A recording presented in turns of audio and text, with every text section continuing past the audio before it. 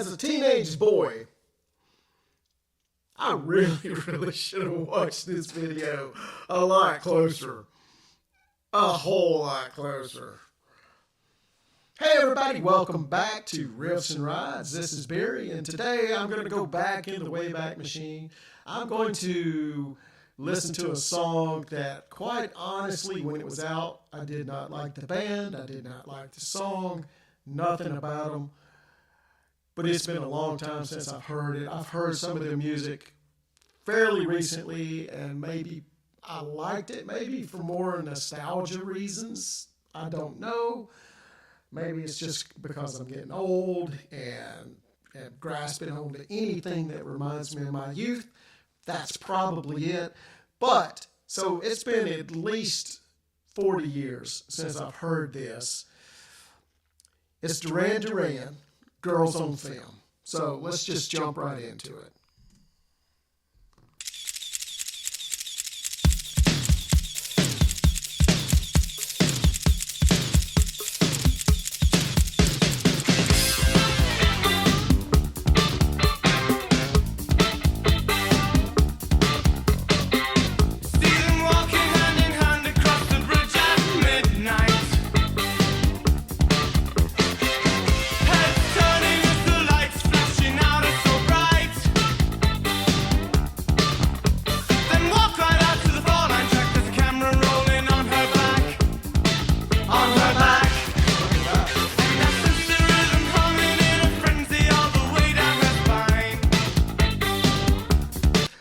Before we go any further, I hate to admit this, but I like it. Let me tell you this, and then I'll get back to the video. So the reason I hated Duran Duran is because all the girls love Duran Duran, and I was just a jealous little teenage boy that hated these guys. I was always told that they didn't play their own music, their own instruments, all this stuff. So I bought into it. It was jealousy. Obviously, later when Andy Taylor and John Taylor joined the Power Station, I started liking those two guys. And then Andy Taylor's solo stuff I liked. And I started listening to John's bass playing. And he's a phenomenal bass player. And Andy's a great guitarist, even though you really don't get to hear it in the Duran Duran stuff. So that's my story. That's why I didn't like them. I'm gonna back this up. And listen, it's good. I have to admit it. It's good. I should have listened to it back then. I was forced to listen to it. It was always on MTV. I had to listen to this stuff. Now, I get to listen to it.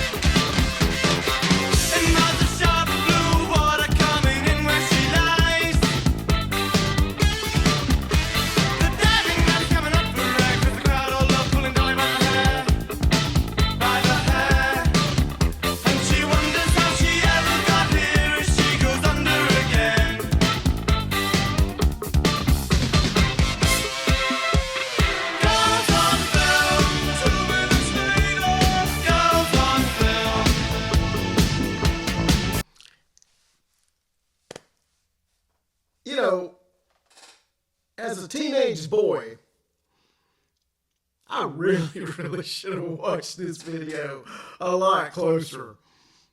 A whole lot closer.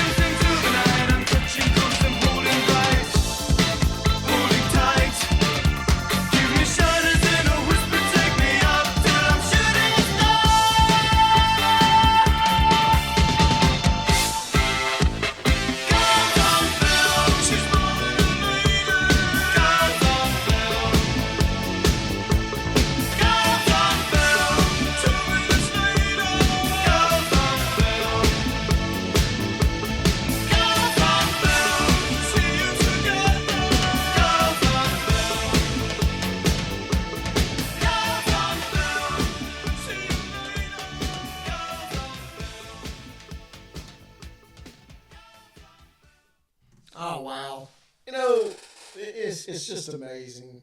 I can go back now after 40 plus years or whatever and watch the video, listen to the song. And, in my whole opinion, everything's just completely different. I